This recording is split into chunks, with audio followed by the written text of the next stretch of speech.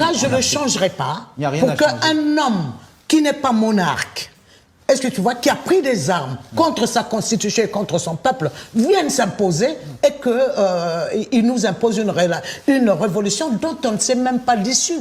Quand commence la révolution et qu'on finit la révolution, révolution contre qui d'ailleurs?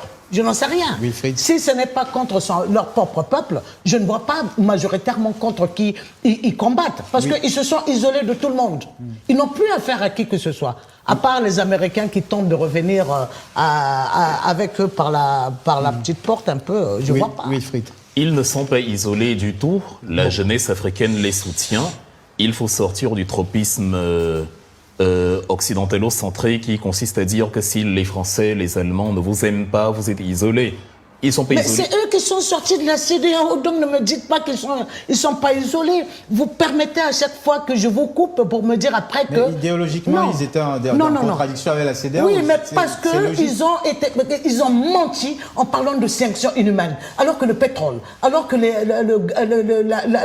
produits pharmaceutiques et la nourriture passaient. Non. On va laisser Wilfried poursuivre. Oui, car on retiendra de cette émission que les promoteurs de la démocratie ne le font qu'en théorie. La CEDEAO, oui, ils en sont sortis parce que c'est une coquille vide. Quand la CEDEAO est contrôlée par Emmanuel Macron qui pousse à l'intervention au Niger, évidemment, c'est un assujettissement.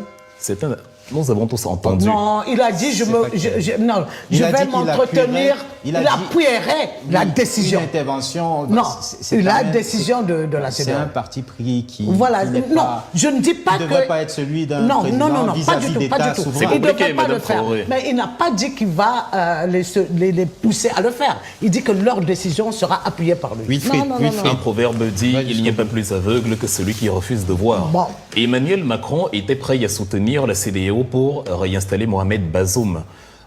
Catherine Colonna, le ministère des Affaires étrangères, le ministère des Armées en France et la présidence de la République ne se sont pas cachés.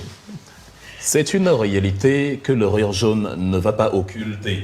Donc à partir de là, le président élu, bon sang. Sadio, il faut qu'il aille au bout de son développement. Donc à partir de là, Massoud Pezeshkian également est un président élu. Mais la même coalition occidentale veut assassiner méthodiquement les dirigeants iraniens.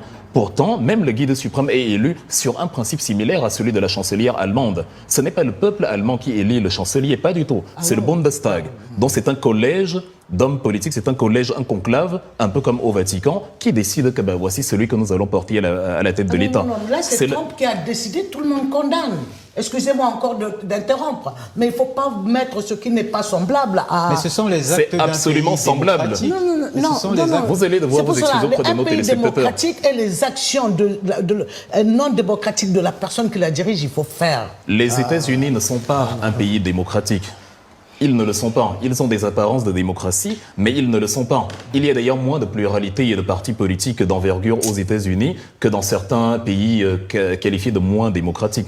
Donc je suis en train de dire, pour garder le fil, que quand on considère comme isolé une coalition de 3 pays qui séduit d'ailleurs davantage de pays, même les Togolais, oh surprise, ont élaboré une ouverture que peut-être dans un avenir proche à moyen terme. Prétendant à la présidentielle, du moins à la succession de Patrice Talon, Romuald Wadani, qui a donné des signes d'ouverture aussi. Et c'est ça l'avenir de la CEDEAO. Leur survie économique, oui. Peu importe, vous allez trouver tous les prétextes, mais le fait est là. C'est la CEDEAO qui va s'effriter comme du copeau. Et l'AS va gagner en puissance. Et on se souviendra il était une fois la CEDEAO une coquille vide qui était contrôlée depuis les capitales impérialistes. Et donc, ce qu'ils ont réalisé, c'est justement au-delà des dérives que je condamne, de la même manière que vous condamnez Jamal Khashoggi sans vouloir démanteler l'assassinat de Jamal Khashoggi, sans vouloir démanteler... Non, je n'ai pas condamné Jamal Khashoggi qui a été victime. Je dis bien l'assassinat. Vous n'écoutez pas.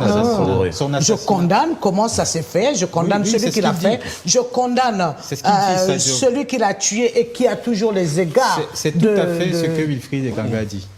Poursuivre. Donc, j'ai pas compris alors. Oui, effectivement, d'où la nécessité que nous nous écoutions.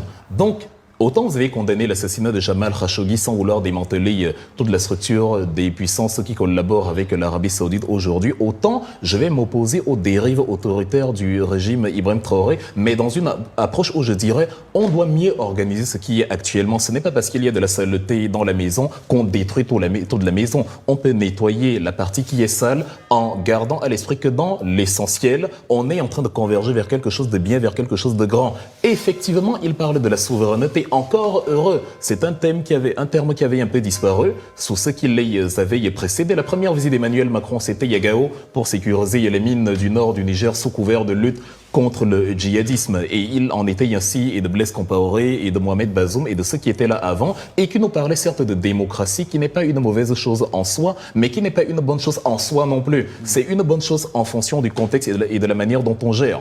Idem pour le problème Sassou Nguesso que vous avez évoqué. Sassou Nguesso n'est pas critiquable parce qu'il n'y a pas la démocratie au Congo. Sassou Nguesso est critiquable parce qu'il ne donne pas aux Congolais la prospérité que les Congolais mériteraient. S'il dirigeait comme Lee Kuan Yew à Singapour, les Congolais seraient heureux d'avoir un dirigeant qui fait 30 ans, 40 ans au pouvoir. Il n'aurait aucun problème avec ça. L'Afrique n'a pas un problème de démocratie ou d'alternance. L'Afrique a un problème que ceux qui ne veulent pas pratiquer l'alternance n'ont pas de résultats sur le terrain. Donc une fois encore, parce qu'évidemment on n'a pas tout le temps, la question démocratique, étant donné qu'en Europe même, aucun pays n'a le même système politique que son voisin immédiat. La France et l'Espagne, c'est différent. L'Allemagne et la Suisse, c'est différent. L'Allemagne et la Belgique, c'est différent. La France et la Belgique, c'est différent. Tout est différent. Ce n'est donc pas à l'Afrique qu'on va imposer un système précis. L'Afrique doit trouver son système à lui, qui doit tirer sa crédibilité du fait que, même s'il n'est pas parfait, on converge quelque part. Je n'ai pas l'impression que Ibrahim Traoré est là pour profiter du luxe du pouvoir. Il ne vit pas dans l'opulence, c'est pas le tapis rouge, c'est pas la Java qu'il mène, c'est un militaire qui reste militaire. Donc on voit bien qu'il a une vision politique pour son pays, elle peut être imparfaite, mais au moins on voit qu'il y a le cheminement. Et quand il y a des imperfections, plutôt que de s'enfermer dans le principe qu'il faut l'alternance, même si on sait que ce n'est pas ça qui équipe les militaires, on doit plutôt se dire à considérer donc actuellement il est pour une durée certaine. Qu'est-ce qu'on peut améliorer dans la lutte contre le djihadisme? La plupart des gens qui critiquent le régime en disant il n'a pas jugulé la crise djihadiste ne disent jamais comment on peut mieux faire. Ils ne font que dire il faut l'élection.